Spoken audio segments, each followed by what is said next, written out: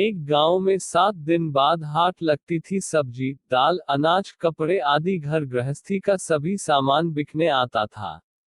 आसपास के गांवों के लोग भी सामान लेने आते थे। हाट में दुकानदार अपना सामान बैलगाड़ियों, खच्चरों, ऊंटों आदि से लाते थे। आसपास के दुकानदार छोटा मोटा सामान अपने सिर पर ही रखकर लाते थे। एक ही गांव से एक कुंजड़ा और कुम्हार भी अपना सामान हाट में ले जाते थे। कुंजड़ा फल सब्जियां आदि ले जाता था और कुम्हार अपने मिट्टी के बर्तन। इनको सामान का भाड़ा इतना देना पड़ता था कि मुनाफा बहुत कम रह जाता था। उसी गांव में एक ऊंटवाला भी था जो हाट में दुकानदारों का सामान लाता ले जाता था। कुंजड़ा और कुम्हार ने तय किया कि हम अपना सामान ऊंट से ले चलते हैं। जो किराया आएगा उसको आधा आधा करके दे देंगे। चचत देखकर दोनों तैयार हो गए। उन्होंने अपने गांव का ही ऊंट तय कर लिया और हाट के दिन एक ओर कुम्हार ने अपने बर्तन लादे और दूसरी ओर कुंजड़े ने अपनी सब्जियां लादी। दोनों हाट को चल दिए। ऊंटवाला रस्सी पकड़े आगे आगे जा रहा था और ये दोनों साथ साथ चल रहे थे। ऊंट ने एक बार अपनी गर्दन पीछे की ओर घुमाई तो उसे सब्जी के पत्ते लटकते दिखाई दिए।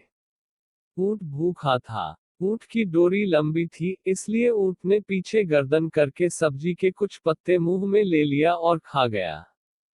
यह देखकर कुंजड़ा मन ही मन दुखी हुआ। जब ऊंट ने दोबारा सब्जियों के पत्तों में मुंह मारा तो ऊंट वाले से कुंजड़े ने कहा, ऊंट वाले भैया, डोरी जरा खींच कर रखो।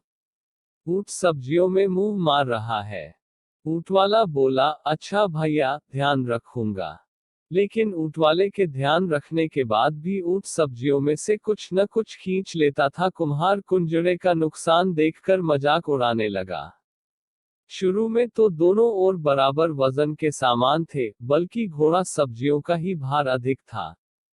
कुंजड़े को अब लगने लगा था कि हाट पहुंचते पहुंचते सब्जियां कम हो जाएंगी। ऊंट ने एक बार फिर सब्जियों में मुंह मारा तो कुम्हार हंस दिया। कुम्हार के हंसने पर कुंजड़े ने कहा, देखना है ऊंट किस करवट बैठता है। कुंजड़े की बात सुनकर कुम्हार हंस दिया और कुंजड़े की ही बात को दोहरा दिया, देखते हैं ऊंट किस करवट बैठता है। ऊंट के बार बार सब्जियों में मुंह मारते रहने के कारण इस ओर का वजन कम होता जा रहा था। धीरे धीरे बर्तनों का झुकाव नीचे की ओर बढ़ने लगा। यह देखकर कुम्हार का मजाक करना बंद हो गया। अब कुम्हार मन ही मन चिंतित होने लगा और सोचने लगा कि ऊंट किस करवट बैठता है। जब ऊंट हाट में पहुंचा तो उन्होंने सामान लगाने की जगह पर ऊंट को बैठाया। चूंकि बर्तनों का वजन भारी था, इसलिए ऊंट उसी करवट बैठा। कुम्हार के तमाम बर्तन टूट गए।